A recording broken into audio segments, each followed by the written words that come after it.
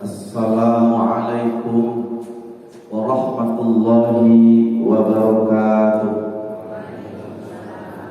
Alhamdulillah alladzi anzala as-sakinata fi qulubil mu'minin liyazdadu imanan ma'a imanihim walillahi junudus samawati wal ardh wa kana Allahu 'aliman hakiman.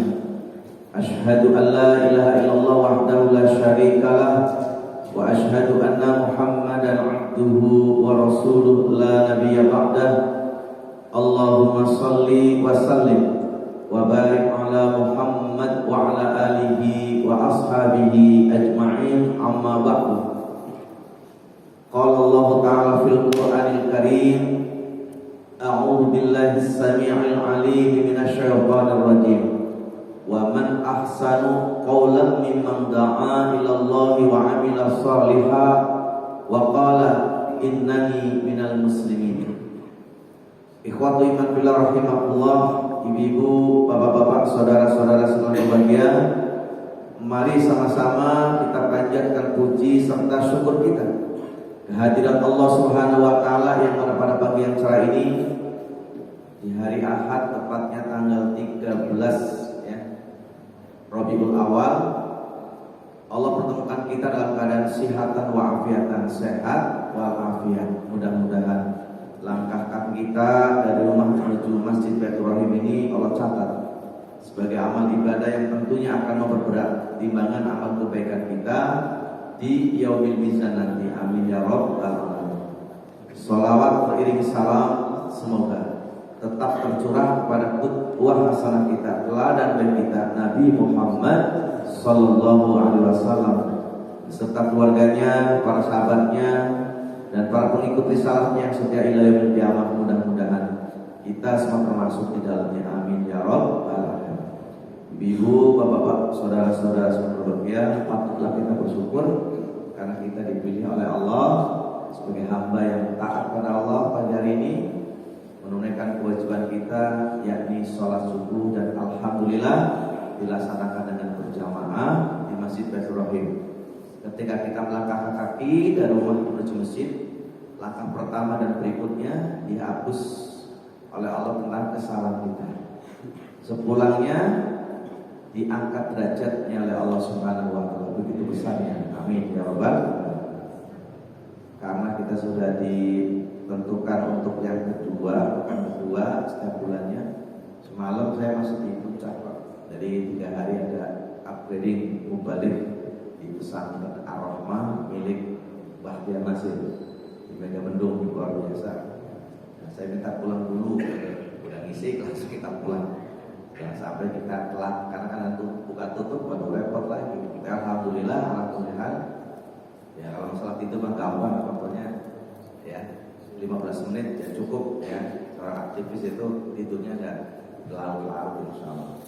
Nah, materi kita hari ini terkait dengan perjanjian Allah, 10 perjanjian Allah ya, terhadap Bani Israel.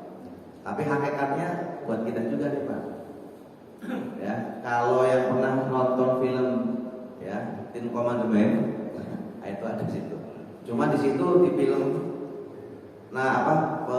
Raja Fir'aunnya nggak mati, Pak, nggak tenggelam dalam laut, masih hidup gitu. Nah, ini versi mereka ya. Kalau versi kita kan Nabi Musa dikejar ya sama pasukan Fir'aun, kemudian melihat laut, Allah ya memerintahkan untuk memukul ya laut dengan tongkatnya, maka berubah menjadi darah. Kalau bayangan kita sudah di Merak ya, menyeberang ke Sumatera, menuju Bakahuni gitu ya, Pak. Gambarannya nih, tahu-tahu tiba-tiba udah jadi daratan, luar biasa.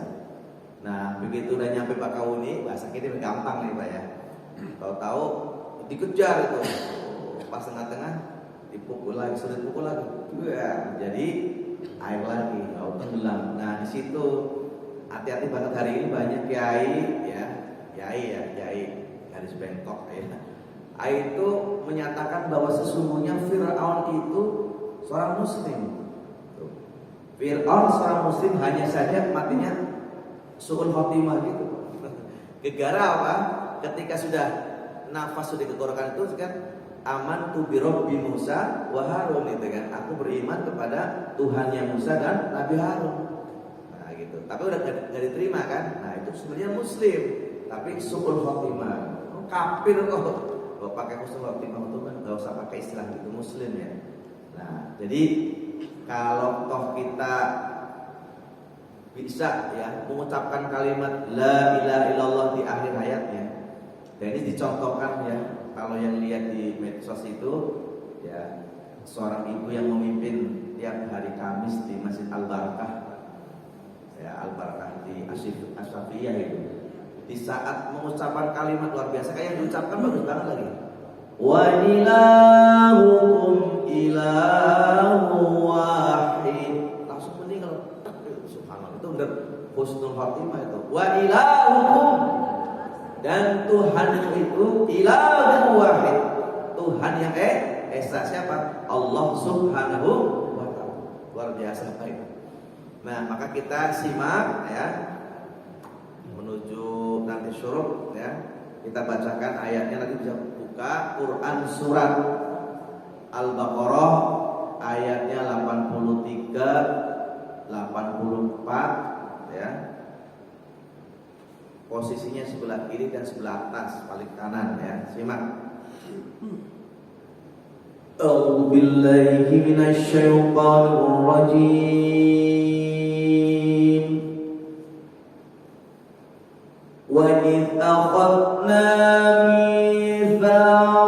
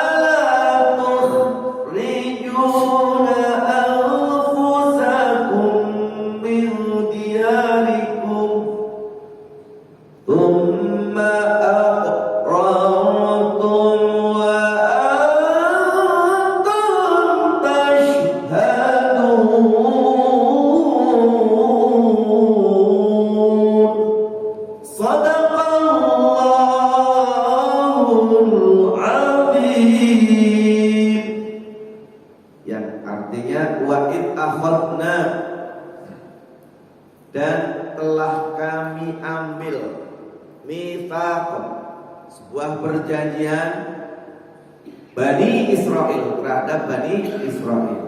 Yang pertama, ingat-ingat, la ta'buduna illallah, jangan sekali-kali engkau menyembah kecuali menyembahnya kepada Allah. Jangan menyembah selain Allah, kecuali menyembahnya hanya kepada Allah.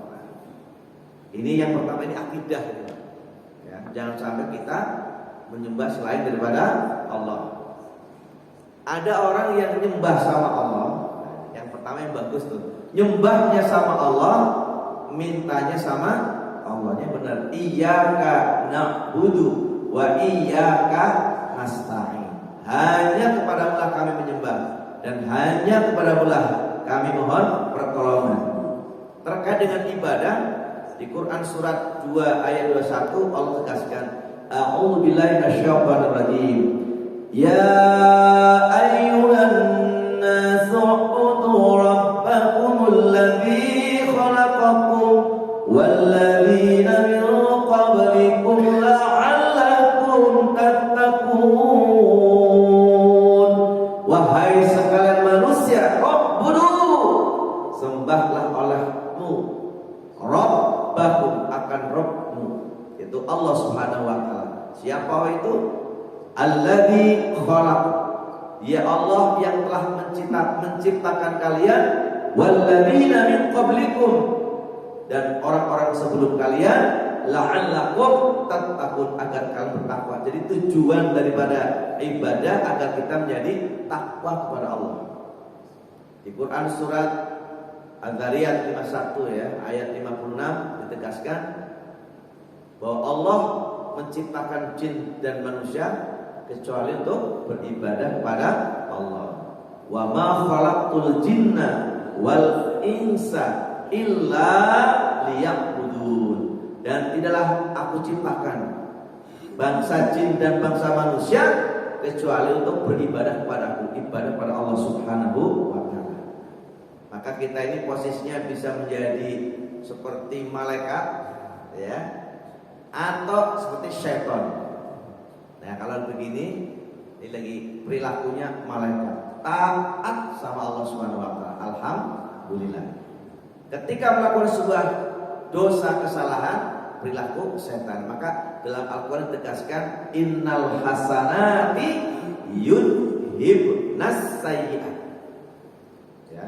Sesungguhnya kebaikan itu ya, innal hasanati yudhibnas sayyi'at, mampu menghapus, menghilangkan ya perbuatan jahat, perbuatan dosa. Nah ini Masya Allah Pak, langkah kita tadi dari rumah menuju masjid, Allah ampuni dosa kesalahannya, sepulangnya diangkat derajatnya oleh Allah. Ya ditambah kita ngaji sesaat, Allah menurunkan malaikat seraya berdoa, Allahumma ighfir lahum warhamhum, ampuni mereka, sayangi mereka. Siapa? Para pecinta penuntut ilmu. Nah, ini luar biasa. La ta'buduna illallah, nyembahnya sama Allah, mintanya juga sama Allah. Nah, yang kedua, ada yang nyembahnya sama Allah tapi tidak minta sama Allah. Kenapa bilang kelamaan sama Allah? Jalan pintas yang mana? Ya, ke Kalibata. Jalan pintas mana? Nah, ke Cilacap. Ada benteng Kependem. Oh, ke Pemalang ada namanya Bantar Bolang. Nah, itu pendukuran dan luar biasa ya. Yang ketiga, gak nyembah ya, gak nyembah sama Allah gitu ya, tapi giliran minta pertolongan itu sama Allah. Sholat enggak, puasa enggak, ngaji enggak ya. Tapi kalau disakit, bilang aja sakitnya tuh luar biasa ya, perutnya mulus yang berlebihan. Yang diteriakin siapa? Pasti Allah Pak. Allah. Nah itu namanya gak ibadah tapi minta sama Allah. Nah yang paling gak bagus yang empat, udah gak ibadah sama Allah, gak minta juga sama Allah. Kita meminta sama Allah membuktikan bahwa kita butuh sama Allah. Makanya dengan kita ruku sujud, nah ada kesempatan itu, tapi nggak boleh dilafadzkan ya. Allah dekat dengan hambanya di saat hamba itu sedang bersujud. Maka perbanyak sujud, perbanyak sholat sunnah, dan boleh meminta di saat sujud, mau awal, tengah, akhir ya, tapi dibatin aja ya, jangan dilafadzkan karena nggak ada turunannya itu. Itu Allah dekat dengan hambanya ketika sedang bersujud. ini yang pertama ya, wasiatnya ya, jangan sekali-kali engkau menyembah selain daripada Allah, kecuali nyembahnya kepada Allah. Kita alhamdulillah itu seorang muslim ya. Kalau dari sisi filosofinya juga luar biasa, ketika takbiratul ihram, sebuah penyerahan, Allahu Akbar. Nah, kalau ditodong angkat tangan aman nih Pak, ya kan? Sedekapnya Masya Allah membayangkan ketika kita akhir hayatnya akan membujur ya. Nah, dibungkus dengan kain kafan, itu posisinya sedekap. Bayangin ya. Dan tekstur tubuh kita juga luar biasa. Ketika ruku 90 derajat. Orang yang ibadah, terutama ibadah sholat, itu cerminan orang yang tidak sombong Pak. Orang yang gak sholat itu cerminan orang yang sombong maksudnya. Kenapa? Yang ada dalam diri kita, terutama panca indera itu letaknya di kepala, atas penglihatan, pendengaran, penciuman, ya kan? Rasa itu adanya di kepala. Makanya apa? Ketika takbiratul ihram kemudian dia ruku, nah posisi yang dibanggakan pinter, cerdas, ya kan? IQ-nya luar biasa. Ketika saat ruku itu sejajar dengan tempat yang buat buang BAB, Pak. Betul nggak? Begitu sujud, nah yang dibanggakan di bawah, sementara yang tempat untuk buang BAB di atas. Mau sombong kayak apa? Coba lagi ruku suruh lari, lagi sujud suruh lari, itu udah kepasrahan yang luar biasa. Maka alhamdulillah kita ketika ada panggilan adzan, ya panggilan sholat, bahkan sebelumnya ya, nah ini luar biasa Pak. Alhamdulillah. Ini yang pertama ya. Yang kedua, wa bil walidaini ihsana, dan berbuat baiklah kepada ibu bapak. Hari ini atau saat ini kita posisinya menjadi anak, kan itu kan, bagi kedua orang tua kita, betul nggak Bu? Walaupun kita hari ini punya anak, tapi posisinya tetap kita sebagai anak dari orang tua kita. Nah, orang tua kita sudah ya menghadap ilahi Rabbi. Gimana caranya bakti sama orang tua? Ya. Satu, jangan lupa berdoa setiap selesai sholat minimal ya, Rabbil firli wali walidayya warhamhuma kama rabbayani shaghira. Begitu sudah mencapai 40 tahun, barangkali ada yang 40 tahun di sini, berdoalah di surat 46 ayat 15 ya, posisi sebelah kiri paling atas itu ada kalimat Rabbi awzi'ni an ashkura ni'mataka allati an'amta 'alayya wa 'ala walidayya wa an a'mala salihan tardahu wa aslih li fi dhurriyyati inni tubtu ilaika wa inni minal muslimin. Islam ini ngajarin ya umatnya agar mampu berbuat baik kepada ibu bapak. Bahkan ada nggak boleh ya mengucapkan kalimat yang kasar. Dalam Al-Quran itu banyak qaulan sadida, qaulan karima, qaulan ma'rufah, ya, qaulan layyin. Nah, itu ada tingkat-tingkatannya tuh.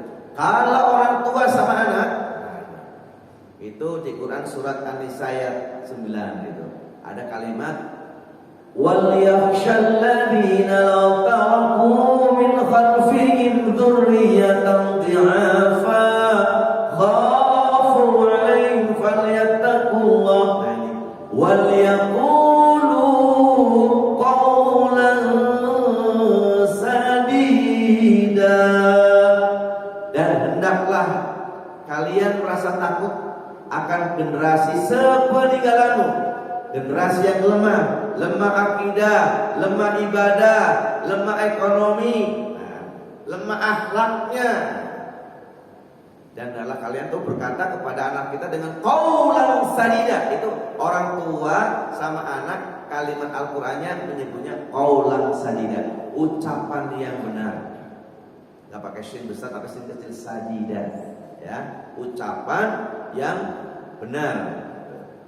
Artinya apa? Ya jangan sampai kita berbuat bohong nanti anaknya ikut-ikutan bohong kan. Tapi ketika anak sama orang tua, nah ini kalimatnya qaulan karima, ucapan yang mulia. Nah, maka di daerah itu ada tingkatan bahasa gitu. Benar. Kalau ngomong sama teman biasa. Tapi kalau sudah ngomong sama orang tua, ini cerita di luar kita kecil, ya Mas ya. Itu bahasa itu ada tingkatannya namanya kromo inggil gitu. Bahasanya tingkatan tinggi. Maka walaupun saya orang Tegal yang ngomongnya ngapak istilahnya gitu, tapi saya belajar gitu. Ketika saya berbicara dengan Pak Haji Sudarso, saya coba nyambung. Karena daerah beliau itu ngomongnya halus-halus itu. Orang Semarang, orang saya pasti pakai bahasa kromo inggil gitu.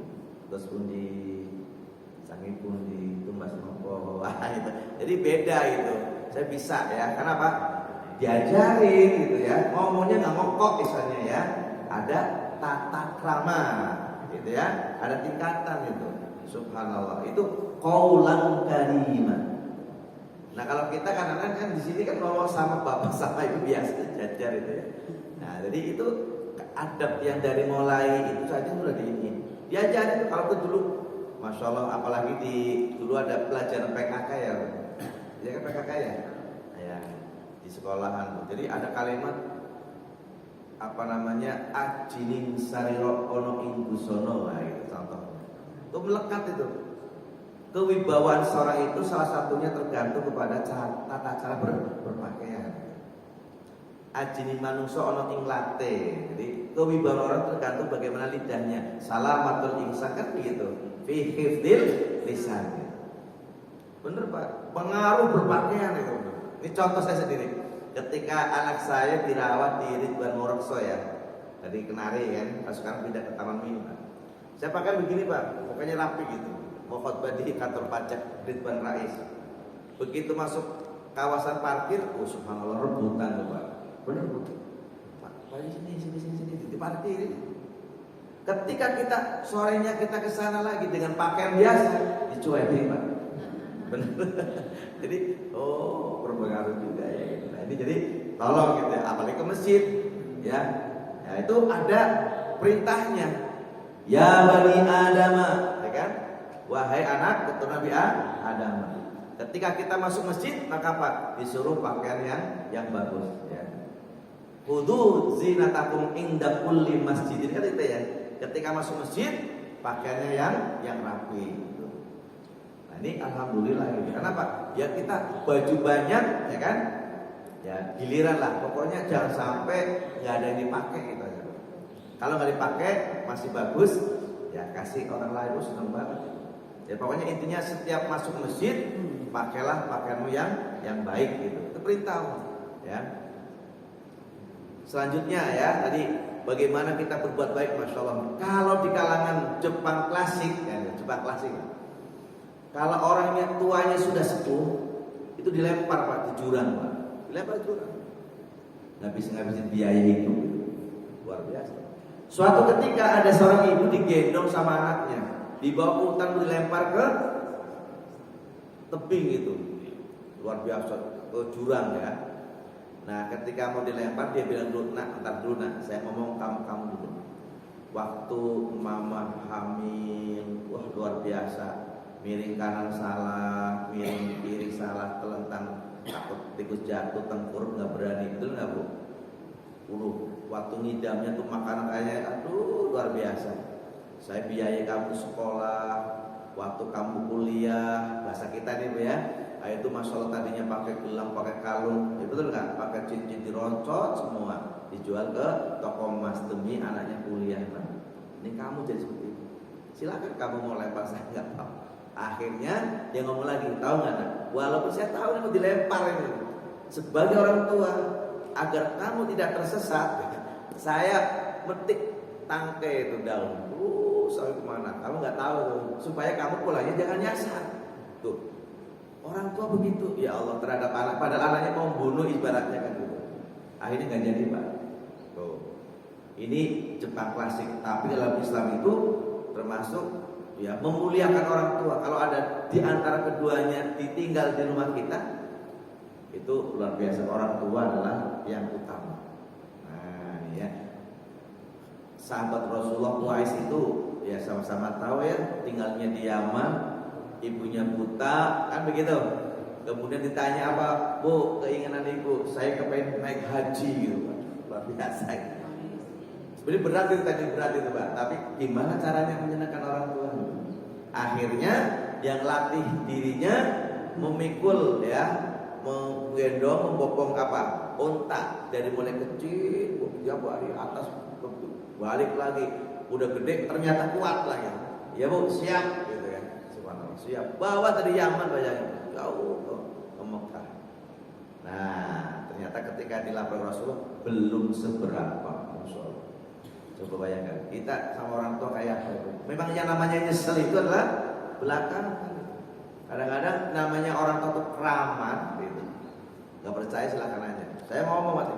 Pokoknya kalau emak atau orang tua kita nggak ada, saya tetap sering pulang ke Tegal gitu.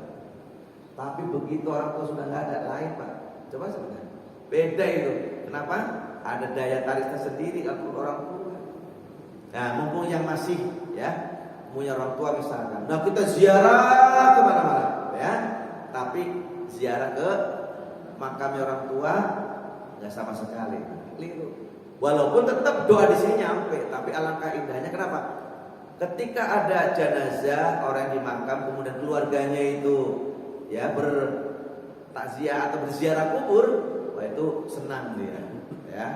Nah maka kita selalu berdoa dan berdoa untuk orang tua kita. Dan beruntungnya bagi orang yang Muslim, maka kalau yang paham tidak minta kuburan spesial keluarga, kecuali ya wilayah komplek ya Pak, itu satu komplek kali ketemu ya kan. Tapi walaupun satu komplek ya, di sana yang sampingnya tetangga kita nggak ngobrol, kamu baru datang, gimana nasibnya banjir? Enggak nggak nanya banjir itu. Walaupun kita bertetangga itu diceketin, apalagi tumpah, kalau Jakarta ditumpah itu ya, nggak ngobrol itu, nggak nanya banjir, ya Allah benar, oh sudah kesini enggak itu ya. Itu masing-masing itu diem di sana, diem, Masya Allah. Suami istri tumpuk, diem, ya nggak ngobrol itu ya. Nah ini itu bagaimana cara bakti sama orang tua yang sudah meninggal dunia. Selanjutnya adalah menyambung silaturahim, mitra kerja atau teman-teman orang tua kita Pak.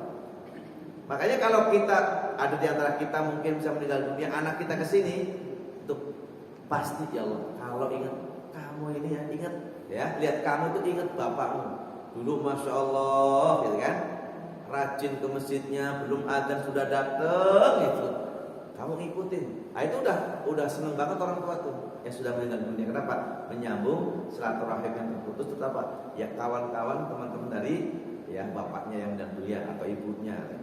Ini yang kedua ya, wasiatnya, pesannya itu, perjanjiannya. Wa bil walidaini ihsan.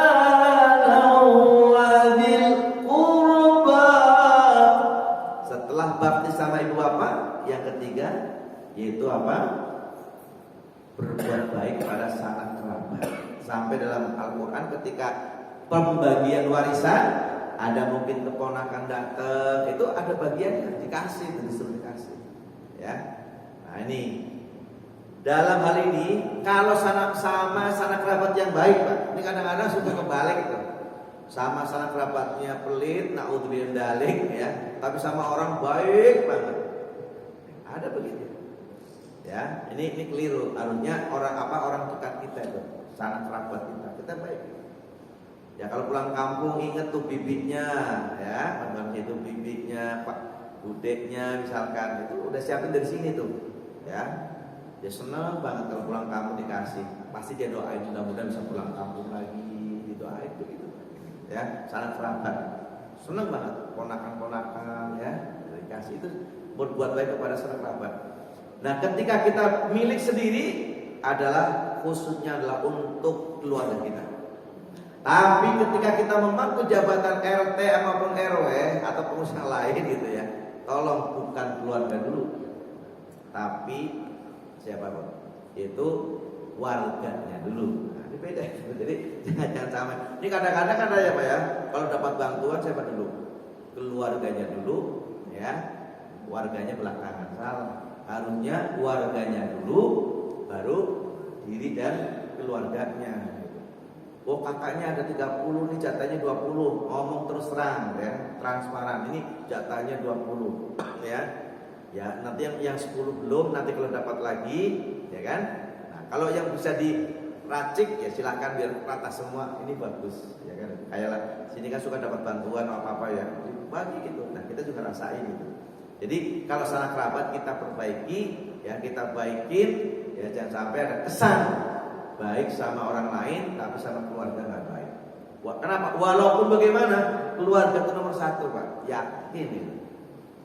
Kalau ada apa-apa pasti keluarga. Makanya subhanallah itu, ya kalau ada hajatan biasa dari kampung daripada datang senang banget. Dan jangan mengkalkulasi dari sisi finansial ya. Ketemu dengan keluarga itu luar biasa Pak. Ya. Makanya saya ingat ada ibu-ibu ya orang Banten, gitu ya. Ketika mau pulang ke kampungnya itu, masya Allah, jahitin baju-baju yang mungkin ada aerobik tidak apa tuh, satu karung jadi bawa ke Banten. Buat siapa? Ternyata dibagi-bagi sama keluarga di sana. Karena dia banyak yang bertani, gitu kan? Biranya luar biasa. Ya, subhanallah. Itu juga menyenangkan. Apa yang kita bisa bikin senang. Dan ternyata ya, husnul khotimah, mati husnul khotimah. Kalau kita mudah-mudahan ada tetangga dia orang Bumiayu gitu. Dia nanya, Mbak, si Mbak kemana nggak kelihatan? Poset nggak dengar? Emang kenapa? Kan udah meninggal poset. Ya tinggal innalillah wa inna ilaihi. Sekarang poset doain Allahumma ighfir laha warhamha wa'afiha wa Ustaz ya Allah, meninggalnya cepet banget Ustaz gitu. Kenapa? Lagi habis sholat subuh jam 6 itu nggak bangun-bangun, kadang sujud terus gitu ya. Sujud pas bapaknya ke tempat musholanya dia di rumah, pada pegang jatuh. Innalillah wa inna ilaihi. Setahu saya, ini maaf nih, setahu saya nih, pokoknya nggak boleh mencas orang lain gitu, nggak boleh. Bener itu. Di pelajaran bahasa saya juga maksudnya. Saya setahu saya dia agak tomboy. Kalau kerja karena dia nggak punya suami ya, punya ponakan-ponakan gitu kan, ya makanya asal nggak pakai jilbab lagi, nggak pakai itu. Asli lihatnya, lu kok matinya bisa seperti itu kan luar biasa. Saya tanya gitu, emang kebiasaannya apa sih, Mbak? Kok bisa seperti itu? Ustaz, ya karena nggak punya suami, kerja di Jakarta. Kalau pulang tuh bagi-bagi anak yatim, ya ponakan-ponakan gitu. Oh, subhanallah. Nah, menjadi amal wasilah untuk mendapatkan mati yang husnul. Kita nggak kamu gitu nggak bisa, belum tentu gitu ya.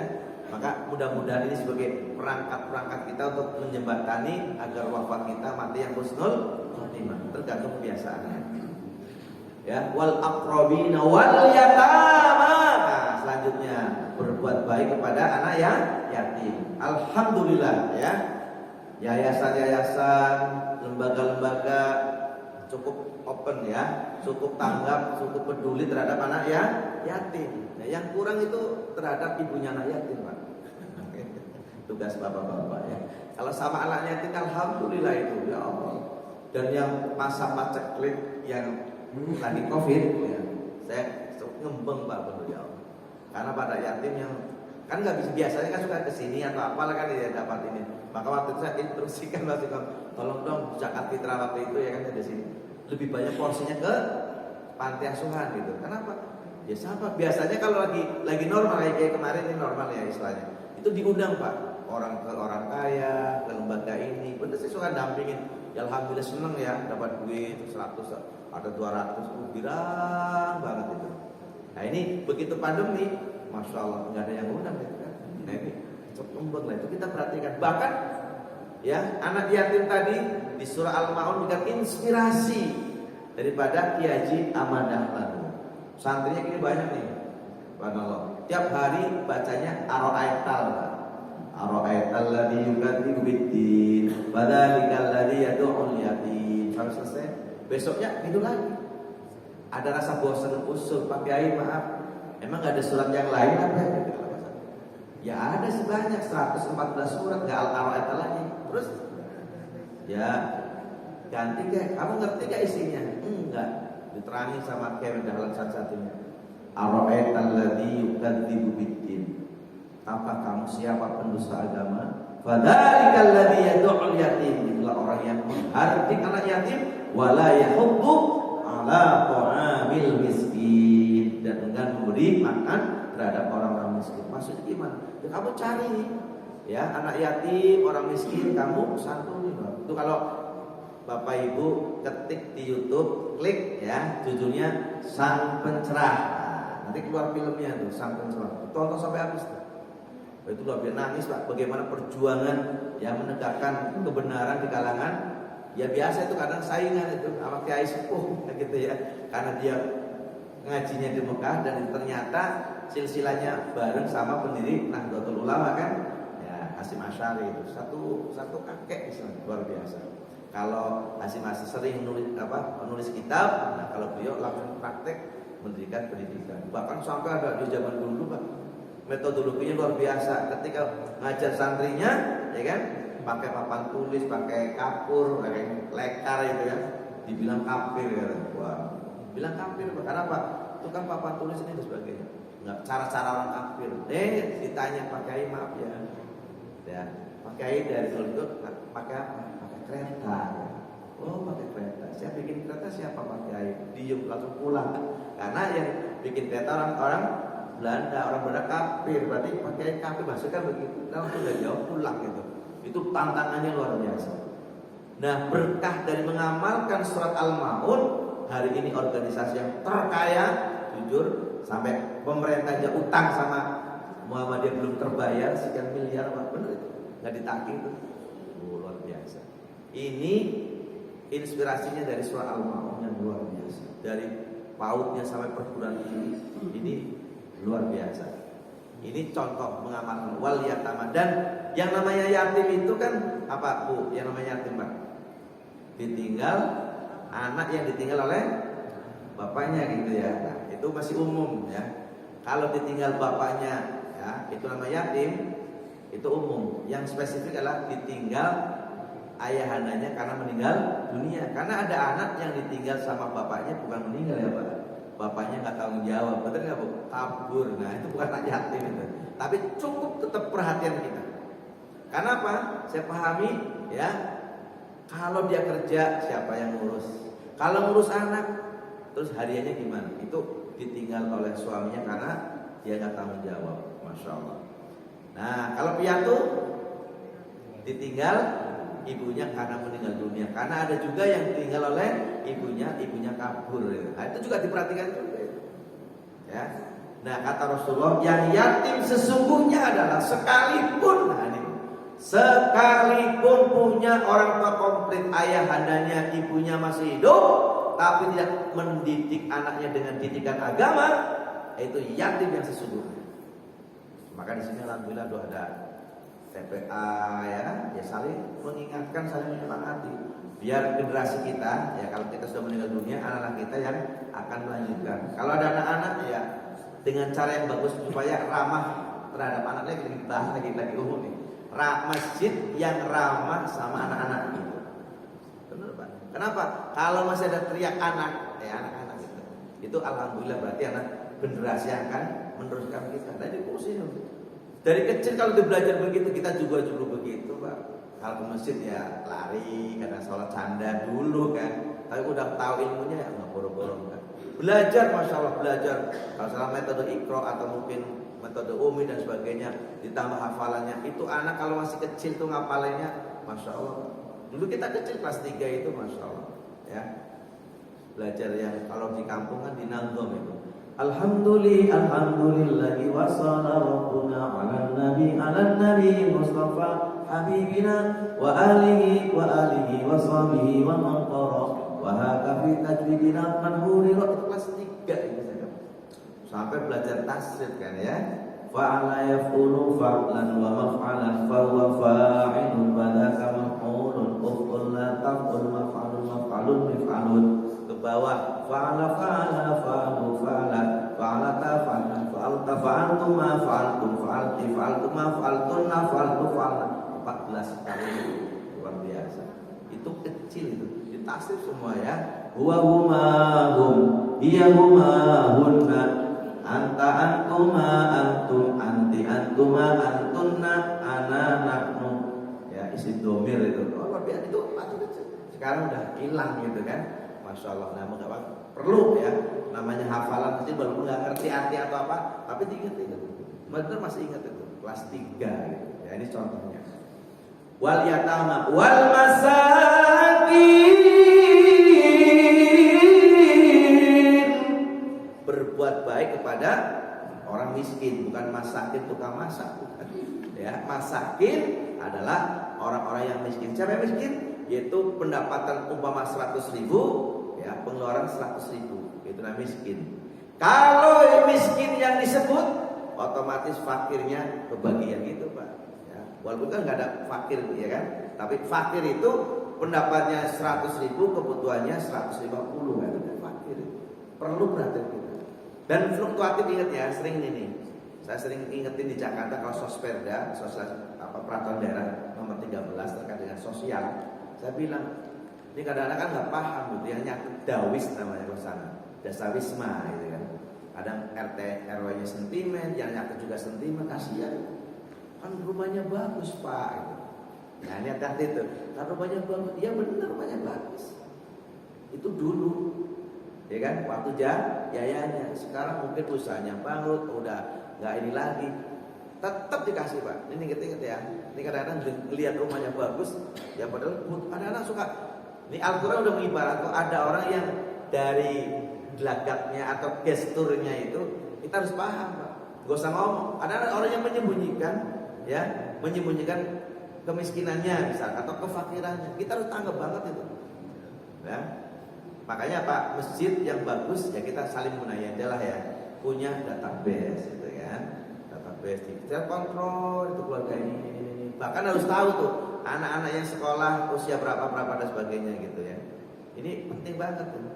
Nah, karena hari ini Masya Allah sebenarnya kalau kita tahu peluang, ya saya informasikan, mama anak kita putus sekolah mau kuliah nggak bisa, itu masuk Asyifa Pak. Cuma di tesnya ya tajwid mahfaz kalau di hafalan mungkin al-fatihahnya bagus, kalau segini dia lulus. 2 tahun gratis tis. Ya.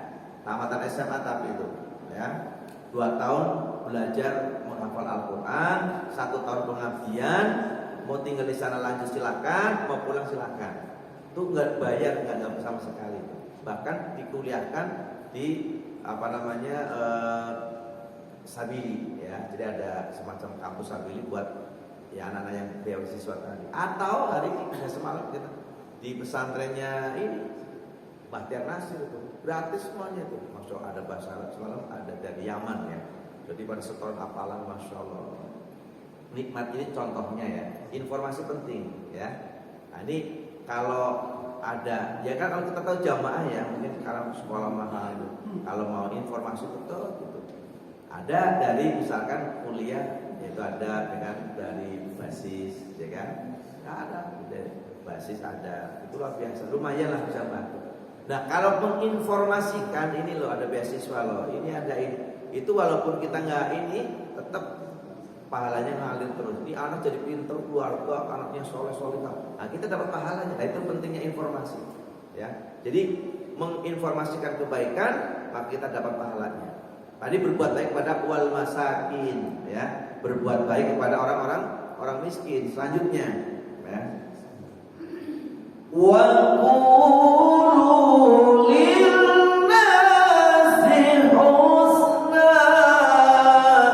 dan kalian katakanlah kepada manusia dengan perkataan yang baik.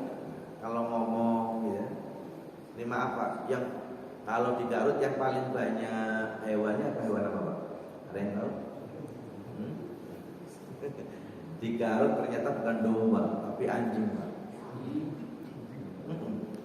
Gak percaya saya di terminal tuh. Ngomong sama temen tuh biasa aja. Jeng, sini Jeng. Gimana Jeng? Gak bener Pak itu. Ya, Masya Allah. Kalau ucapan langsung begini mah nggak masuk ya tatanan yang melanggar hukum ini ya. Tapi kalau sudah diketik di HP, ya itu jadi masalah. Itu berubah. Ngomong udah biasa gitu, ya. Nah, itu kan suruh ngomong yang bagus, kan ada yang lain sama ngomongnya sebutin begitu. Ya, ini contoh aja ya. Jadi kita disuruh oleh Allah, ya kalau bahasa kita tadi untuk kita, maka kalian katakanlah kepada sama manusia itu dengan bahasa yang baik. Makanya apa? Man kana yu'minu billahi wal yaumil akhir gitu. Ya. Barang siapa yang aku beriman pada Allah dan hari akhir, maka waliyakul khairan aw liyasmut aw liyaskut. Daripada ngomong gak bisa yang bagus, mendingan diam gitu. Subhanallah. Jadi kematian bagus, tegur sapa ya. Nah ini, jadi harapan kita mudah-mudahan kita bisa juga mempraktekkan kehidupan nyata ya. Berkata kepada sama manusia ngomongnya yang bagus, itu qaulan ma'rufa gitu. Sejajar keponakan sejajar kali aja lakukan qaulan ma'rufa, ucapan yang baik gitu. Itu perintah. Kemudian selanjutnya wa aqimus shalah, dan tegakkanlah olehmu salat. Jadi Bani Israil juga diperintahkan salat, cuman kaifiahnya berbeda. Kalau kita 5 waktu ya, rukuk sujudnya udah diatur ya. Rasul menyebutkan sallu kama raaitumuni usolli. Salatlah kalian semua sebagaimana kau melihat aku bersolat. Salatnya Rasulullah, maka yang ditiru adalah tata caranya Rasulullah bersolat. Salat ada 2. Yang pertama adalah salat dari sisi gerakan. Bagaimana takbiratul ihramnya, bagaimana sedekapnya, bagaimana rukuknya.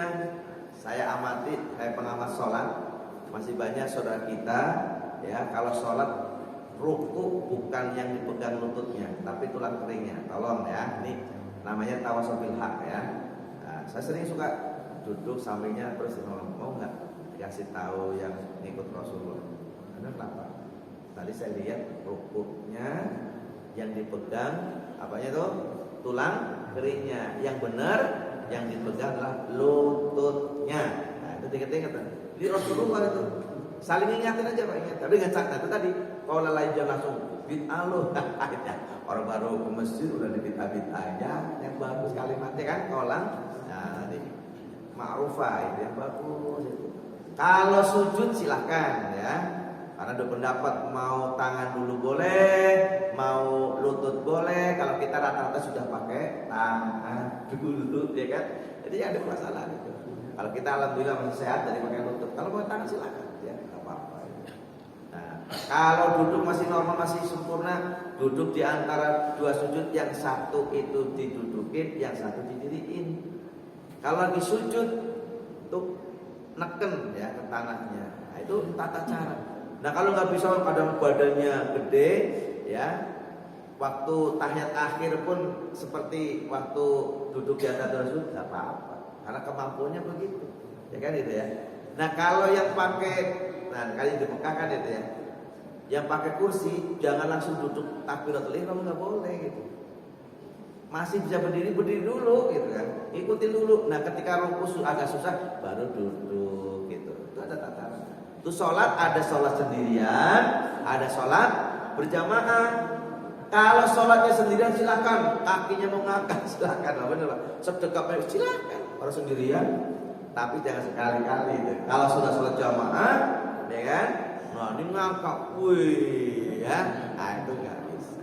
Apalagi di Mekah, ya, jadi tampil sama yang lain. Pokoknya sesuaikan itu betul. Sujudnya memang yang penting dasarnya 7 tulang harus nempel. Tuh, saya lihat juga kadang-kadang saudara kita sholat waktu sujud, tapi yang nempel cuma jidatnya doang. Ibu ingat, harus nempel antara jidat sama hidung. Nih, jadi harus nempel. Bosan hidung saya pesek, tetap nempel. Ya. Hidung. Yang kedua tangannya jangan sampai diletakkan ke sajadah. Nah, ini jangan sampai. Ya, harus diangkat. Bahkan dalam hadis sampai anak kami bisa lompat dalam di bawah perut Rasulullah itu. Saking dia ngangkat, bukan hanya nempel kayak anjing ya. Itu ada aturannya. Ini ada sholat sendiri, ada sholat jamaah. Maka sering ngingetin yang jadi imam di sini. Nah, imam yang baik, maaf ya, kayak supir yang baik. Gitu. Kalau ke terminal 46, 46, 46 gitu ya. Dikit-dikit nih buat kita semua yang suka 46, 46. Nggak pakai basar nggak apa-apa. Ayo lurus dan rapatkan. Nah, penuhi sop yang pertama, baru berikutnya. Ini sini masih mending Pak. Masjid dekat rumah, masya Allah. Satu baris belum selesai, itu ada 3 lapis Pak di sana kocok-kocok. Astagfirullahaladzim. Nah, itu kan namanya karena ada ilmunya kan. Sholat itu ada ilmunya, bukan sekedar ke masjid itu. Maka cuma diingetin, ayo sopnya yang rapi gitu ya. Betul. Ini apa nama imam juga ada ilmunya. Nyiapin dulu lah kayak pasukan. Istau bahasa Arabnya istau wa'adilu sawu sufufakum fa inna taswiyatas sufufi min tamami sholat. Lurus dan rapatkan shaf. Karena lurus dan rapatnya shaf adalah kesempurnaan kita dalam sholat berjamaah. Penuhi shaf yang pertama, baru berikutnya dimulai. Ayo, dimulai dari yang tengah. Tuh ingat-ingat, bukan dari sana, gitu ya. Dari tengah atau dari sana. Nah, kalau yang tahu ilmunya lagi, kan ada sayap kanan, sayap kiri nih. Sayap berarti ikutnya sayap kanan. Pak Haji Sudirno sayap kiri gitu. Umpama sini udah penuh, ternyata sono kosong ya. Jangan tamat orang-orang sayap sini, aku sayap orang sini gitu. Ya nggak mau dipenuhi, nggak tetap. Makanya alhamdulillah ya suka kosong, saya kesana. Kenapa? Cari sop yang pertama, bukan di sini. Sop pertama adalah sopnya para malaikat, ya gitu ya. Jadi gitu. Yang kedua lagi nih, kadang-kadang kan kita jadi imamnya. Jadi imam waktu bacaannya ya mendayu-dayu lah. Bismillahirrahmanirrahim. Nah, ada pertanyaan, Pak Ustaz. Kalau rakaat yang ketiga, 4 ya, atau salat maghrib ya, yang ketiganya itu waktu Fatihah yang diem itu gimana? Apakah harus lama seperti waktu rakaat pertama 2 ya kan? Atau cepat dari rakaat yang pertama kedua? Saya bilang imbangi. Jangan waktu baca keras jahatnya tuh ya mendayu-dayu gitu kan. Begitu baca rakaat yang diam dia cepet. Nah, ya makmumnya kan bingung. Perasaan tadi rakaat 1, rakaat kedua dia bacanya enak itu. Rakaat ketiganya cepet gitu. Langsung Allah belum selesai udah Allahu Akbar. Nah, ini juga perlu diperhatikan. Insya Allah supaya benar-benar jamaahnya. Kalau di Masjid Darut Tauhid ya Hakim sana itu kalau sholat ingetin bapak-bapak, ibu-ibu, jadi kalau sholat ini mungkin sholat yang terakhir. Gimana Pak? Kalau ini sholat yang terakhir, pasti bayangannya apa tadi? Waduh, ini habis sholat apa dicampur nih? Jadi yang rapi banget, ya. Gitu. Jadi ini tadi kalimatnya wa aqimus shalah wa atuz zakat. Tunaikan zakat, ya 2,5%. Ya, masjid masih butuh, ya kan? Biaya, nah itu 2,5%. Sampai ada yang nanya kok, jawab Pak Ustaz, apakah ke saudara dulu, keluarga dulu, apa ke masjid dulu? Kalau bisa dua-duanya, ya nggak Pak? Kalau bisa dua-duanya, sebagian untuk ke masjid, sebagian untuk keluarganya. Gitu. Kenapa? Kalau yang ke masjid itu, insya Allah siapa yang bangun, ya kan? Masjid di saat kita berada di dunia, maka Allah akan bangun istana di surga. Keluarga tetap dikasih, ya. Jadi dibagi-bagi. 2,5% penghasilan kita profesional, 2,5% kita kasih, ya. Selanjutnya, biar tuntas tas 3 titik lagi. Tsumma tawallaitum, kemudian kalian itu berpaling. Illa qalila,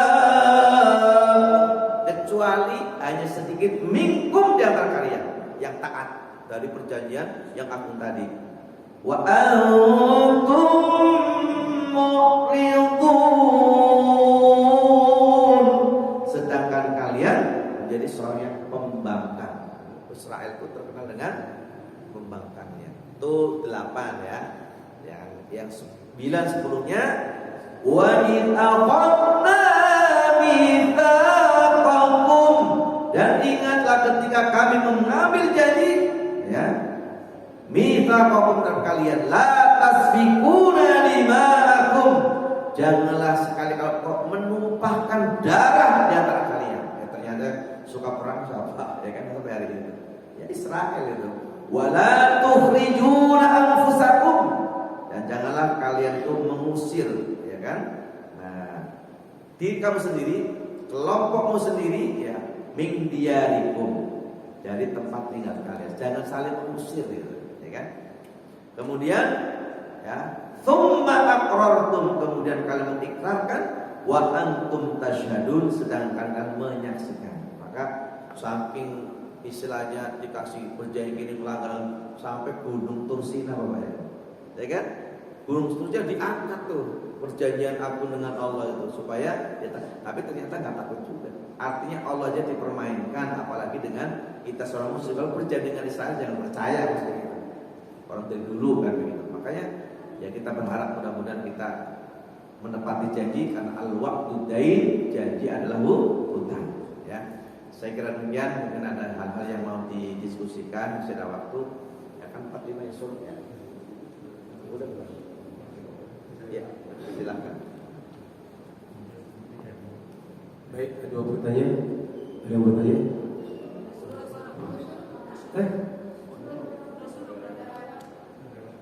Sudah lewat ya? Kalau lewat bagus, jangan pas ya. Jangan. Baik, mudah-mudahan ini yang bisa disampaikan Allah berikan ilmunya, mudah-mudahan Allah satukan hati kita. Kita tutup dengan doa penutup majelis. Subhanakallah wa bihamdika, asyhadu an la ilaha illa anta, astaghfiruka wa atubu ilaik. Assalamualaikum warahmatullahi wabarakatuh.